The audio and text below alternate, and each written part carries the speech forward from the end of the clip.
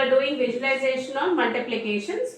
So first we will do a 2-digit with a 1-digit multiplication. Your first sum 38 into 6. Your answer 238. Next sum 72 into 8. Your answer 576. Next sum 92 into 6. Your answer 572. Next sum 67 into 4. Your answer 268. 87 into 9.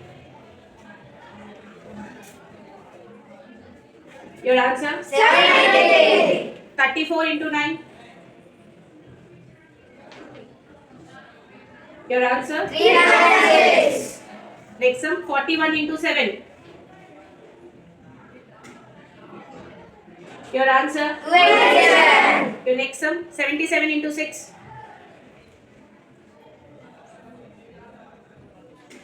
Your answer 462. Next sum 87 into 9. Your answer 780. Thank you.